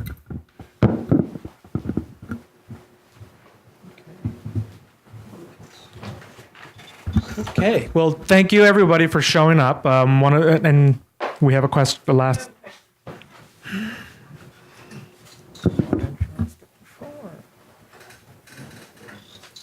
Hi, I'm Marcia Kodalak, and in 1993, during a pond management public hearing, it was decided to manage Myacomet Pond as a freshwater system. And for myself, but I think others also, it would be really helpful for informational purposes to hear why that decision was made and on what studies and opinions it was based. Because I know it was made in 1993 because I've read that, and I don't know how it was made and what was talked about at that meeting. So I'd really like, I will give you my email or whatever, but I'd like an answer to that. Yes, we can definitely look into the proceedings back in 1993. I wasn't present. I was 7. So, but I'll look into getting that information. We'll look into getting that information. Thank you. Also, when you talked about having to get a permit from the Corps of Engineers, well, actually, there's a discrepancy here between these two Myacomet Pond management reports. But one of them says in 1998 and the other one says in 2003. Emergency permit request for the Corps of Engineers. Corps of Engineers determines a permit is no longer required due to the amount of sand being excavated for the channel, which is less than 5,000 cubic feet. So I'm not sure why I keep hearing we have to get a permit if it was decided then and we didn't. Thank you. So we don't need to have permits through the state or the town for the openings of, that's what the home rule petition was. However, we still need to notify the federal government. So I think that's the discrepancy, is that we don't need to apply for permits through the state or the local. However, the federal government needs to know because there are protected species in the area that need to be protected, and they need to know if we're basically excavating material within a wetland, which is what that is. So I think that might be perhaps why there's that discrepancy.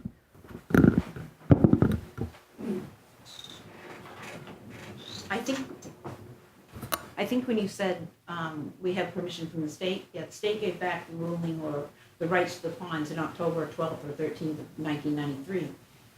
But I'm talking about, and I don't know, it was Dave Franzuto's notes, so I'm not sure whether it was 98 or 2003, that it says we don't need a permit from the Corps anymore because of the amount of cubic feet being excavated. So, yes, I'm aware of the 1993.